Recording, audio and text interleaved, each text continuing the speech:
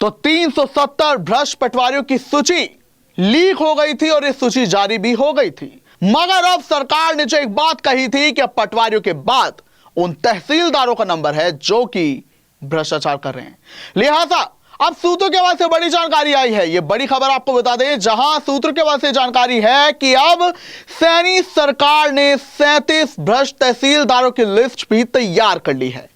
लेकिन इस बार इस लिस्ट को लीक नहीं होने दिया गया है, क्योंकि जब ये 370 भ्रष्ट पटवारियों की सूची लीक हुई तो भारी बवाल हुआ था। लिहाजा इस बार सरकार ने इसे खुफिया ही रखा है। हालांकि ये भ्रष्ट तहसीलदार जिन जिन जिलों में तैनात है, वहां के जिला उपायुक्तों को इस बारे में सूचित कर दिया गया है और रिपोर्ट मांगी गई है।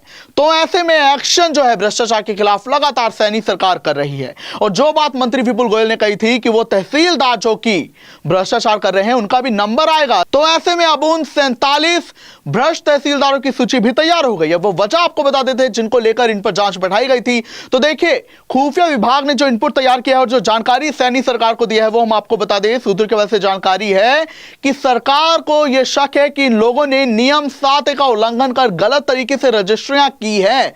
इसके अलावा इनके पास आय से अधिक संपत्ति होने का भी शक हरियाणा सरकार को है, सैनी को है। लिहाजा इन पर जांच भी बैठाई गई है। आपको बता दें नियम 7 होता क्या है। तो जब कोई भी प्रॉपर्टी खरीदी जाती है तो उसके लिए जो रजिस्ट्री होती है, उसके लिए जो योजनाकार विभाग होता है जिले का, वहां पर हमें नो ऑब्जेक्शन सर्टिफिकेट यानी कि एनओसी लेना होता है। बगैर इसके कोई भी रजिस्ट्री गैर कानूनी मानी जाती है।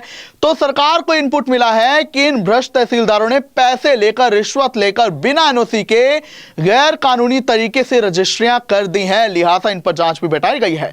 हालांकि ऐसा पहली बार नहीं है जब सरकार को इनपुट मिला है कि इन तहसीलदारों ने पैसों के एवज में, रिश्वत के एवज में ऐसे गलत तरीके से रजिस्ट्रियां की हैं। आपको बता दें कि पहले भी कई बार ये सरकार को शिकायत मिली कि जो तहसीलदार थे इन्होंने बिना एनओसी दिए रजिस्ट्रियां कर दी पैसे लेकर, जिसके बाद तहसीलदारों, नायब तहसीलदारों, पटवारी कानून को इन सब से नोटिस मांगा गया था, स्पष्टीकरण मांगा गया था। लेकिन तब इस मामले में कोई ठोस कार्रवाई नहीं दिखाई दी थी और ऐसे में माना गया था कि फिलहाल सरकार ने इसे दबा दिया है मामले को। लेकिन अब यह भी जानकारी आई है सूत्रों के हवाले से, जो खुफिया विभाग ने इनपुट दिया है उसमें जो 2020 यानी कि कोरोना काल में रजिस्ट्री घोटाला हुआ था, उसको लेकर सरकार फिर से अलर्ट मोड पर है, एक्शन मोड पर है। आपको बता दें कि जब 2020 में रजिस्ट्री के नाम पर घोटाला हुआ था, जहां पर 34 तहसीलदारों के नाम थे, इसके अलावा लेखकार थे, इसके अलावा तहसीलदार, नायब तहसीलदार, पटवारी, कानून को और भी जो है राजस्व विभाग से जुड़े 232 अधिकारी,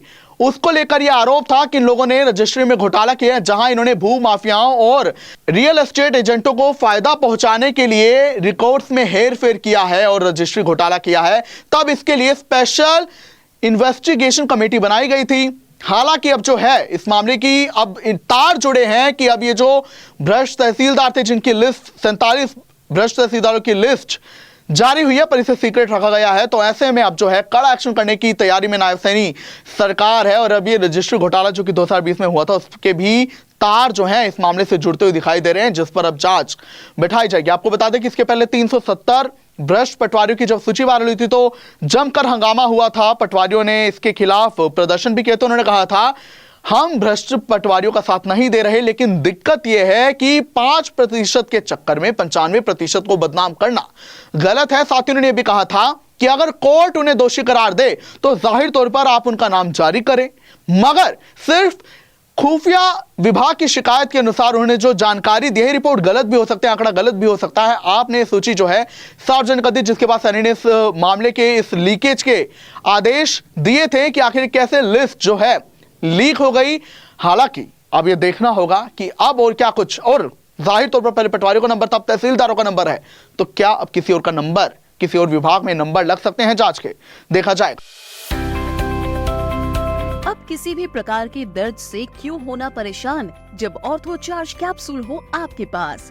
सभी प्रकार के दर्द में आयुर्वेदिक पद्धति पर आधारित रामबाण इलाज। कबीर औषधालय का ऑर्थो चार्ज ऑयल, कैप्सूल और सिरप आपको देता है तुरंत आराम। अनेक प्रकार के दर्द जैसे sciatica, spondylitis, rheumatic pain, arthritis, lumbar pain, सभी दर्द को दूर करने का रामबाण इलाज 100% आयुर्वेदिक जड़ी बूटियों से बनाया गया ऑर्थो चार्ज कैप्सूल और ऑयल एक बार प्रयोग में अवश्य लाएं। अधिक जानकारी के लिए संपर्क करें।